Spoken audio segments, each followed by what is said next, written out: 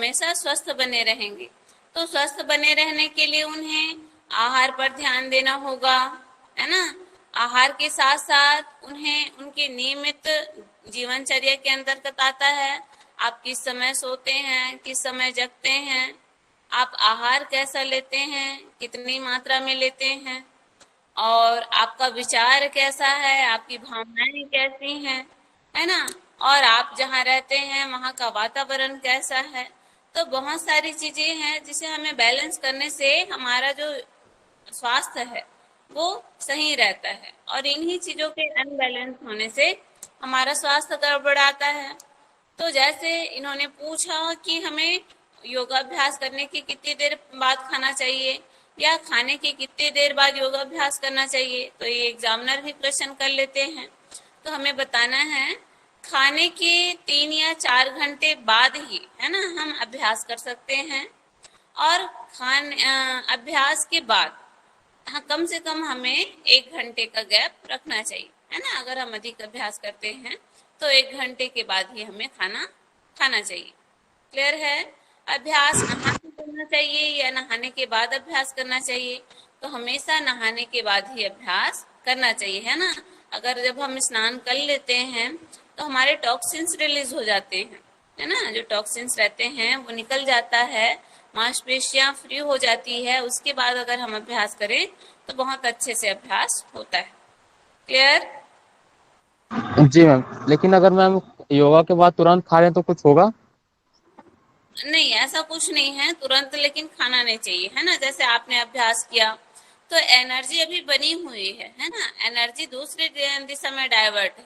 आप तुरंत खाना खा लिए तो सारी एनर्जी आपकी पूरा फिर खाने पचाने में लग जाती है ना। और जब अभ्यास कर लिए हैं, शरीर एकदम थका हुआ है, या फिर शरीर में अभी एक्टिविटीज हो रही है, आपको रिलीज नहीं हुआ है, उस कंडीशन में खाते हैं तो थोड़ा सा दिक्कत होता है ना, बॉडी उसे एक्सेप्ट नहीं करती है। तो हमें कम से कम आधे घंटे का तो डिस्टेंस रखना ही चाहिए, है ना। अभ्यास के तुरंत बाद ही हमें भोजन नहीं करना चाहिए। और अगर अचानक से ऐसा हो गया कर लिए तो उसमें कुछ, देखिए, सब चीजें हमारी थिंकिंग पर डिपेंड करता है ना। अगर हम पॉजिटिव हैं तो सारी चीजें हमारे लिए सकारात्मक हो जाती है, और जहां हम निगेटिव है तो सारी चीजें हमारे लिए क्या हो जाती है, निगेटिव हो जाती है।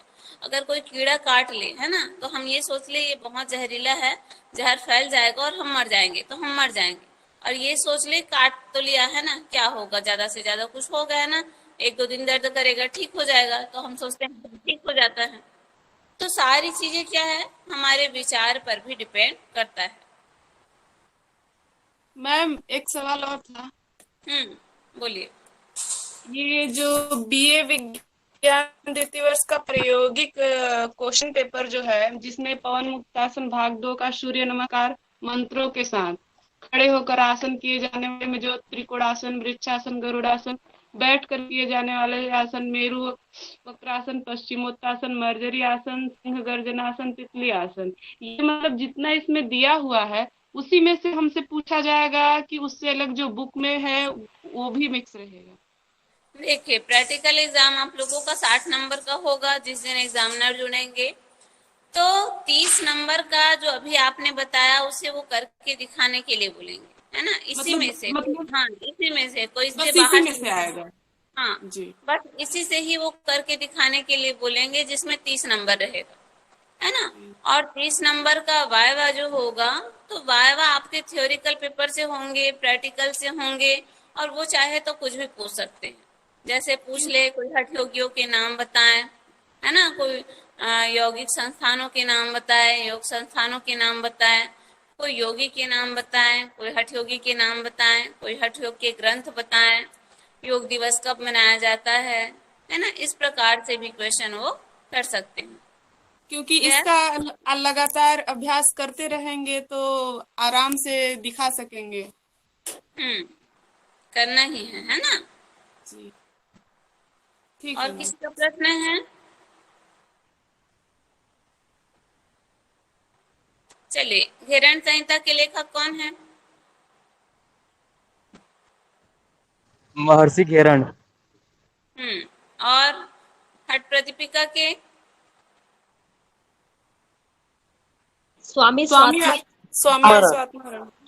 हम्म। स्वामी तो सात्मानंद। महर्षि पतंजलि ने जैसे समाधि को पाने के लिए, है ना, या योग के उद्देश्य के लिए उन्होंने अष्टांग योग बताया है, वैसे ही महर्षि घेरन ने और स्वामी स्वात्माराम जी ने अपना अपना एक अंग बताया है, योग बताया है। उसे किस नाम से जानते हैं बताइए? राजयोग। महर्षि घेरन का जो योग है, अंग है, उसे किस नाम से जानते हैं? हठ प्रदीपिका।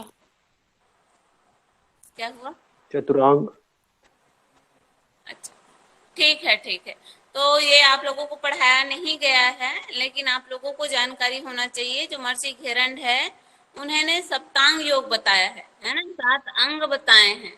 क्या? षटकर्म, आसन, मुद्रा बंद, प्रत्याहार, प्राणायाम, ध्यान और समाधि, ये 7 अंग उन्होंने बताया है अपने घेरंड संहिता में, है ना। और हठ प्रतिपिका में क्या बताया है? स्वात्माराम जी ने चतुरंग योग बताया है ना। 4 अंग बताए हैं, आसन, प्राणायाम, मुद्रा बंद और नादानुसंधान। ठीक है, क्लियर है? Yes ma'am. षटकर्म अभी नहीं पढ़ाए होंगे, है ना सर? पढ़ाया है मैम। ठीक। और क्या क्या हुआ है थ्योरी क्लास में? एनाटॉमी में क्या चल रहा है अभी, क्या पढ़ा रहे हैं सर?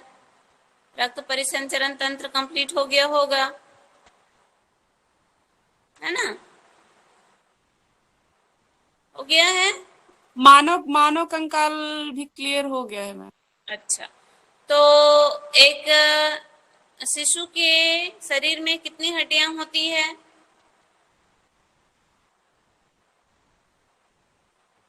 चलिए, कंकाल कौन सा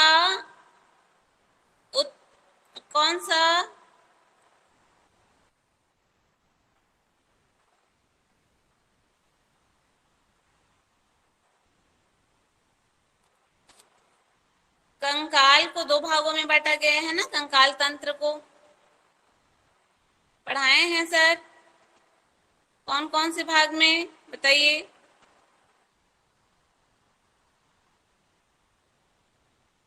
चलिए, कोई बात नहीं। जो स्टेपिस हड्डी है वो कहाँ पाई जाती है?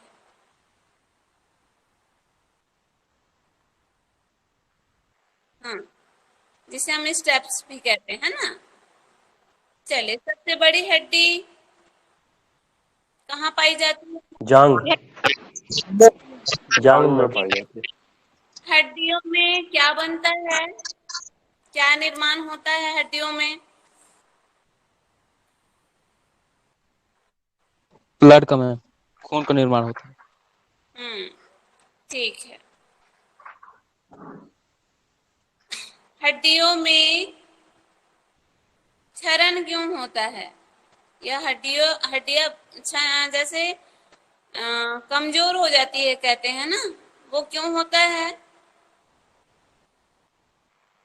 तो जैसे हम शुगर का उपयोग करें, अधिक हम शुगर जैसे पदार्थों को हम खाएं, तो उन्हें पचाने के लिए हमारे शरीर में जो कैल्शियम बनता है हड्डियों में, वो कैल्शियम जो है हमारे शरीर से निकलती है, और उसका प्रॉपर हम अगर डाइट ना लें तो हमारे शरीर में जो हड्डियां हैं वो कमजोर होने लग जाती है।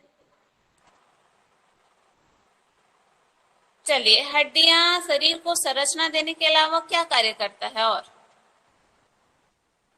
हड्डियां शरीर को संरचना, आकार देने के अलावा और क्या कार्य है उसका?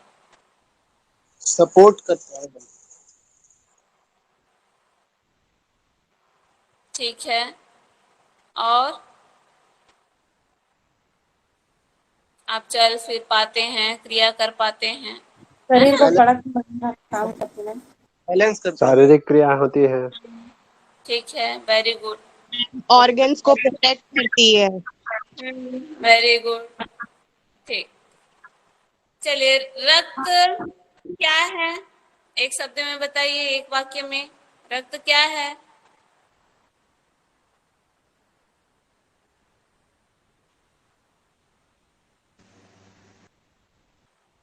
रक्त संयोजी ऊतक है ना। एक वाक्य में कहें तो रक्त जो है संयोजी ऊतक है। रक्त में 3 कणिकाएं पाए जाते हैं, है ना, जिसे हम ब्लड सेल्स कहते हैं। 3 कणिकाएं क्या क्या है, कौन बताएंगे? WBC, RBC, blood plasma. Platelets. ठीक है। WBC के 5 टाइप्स होते हैं, 5 प्रकार होते हैं, याद है किसी को? कोई बात नहीं। WBC का जीवन काल कितने दिनों का होता है? अच्छा, 1 से 3 दिन क्या तक। कार्य करता है? 3 से 7 दिन तक जीवित रहता है। क्या कार्य करता है WBC? श्वेत रक्त कणिकाएं, हाँ, रोग प्रतिरोधक क्षमता बढ़ाती है। शरीर में हमारे प्रतिरोधक क्षमता को बढ़ाता है। ठीक। इसका निर्माण कहाँ होता है? हड्डी में मेरुरज्जु। मेरुरज्जु, है ना। और ये इसकी मृत्यु कहाँ होती है? ब्लड कहाँ मरता है शरीर में, कहाँ नष्ट होता है?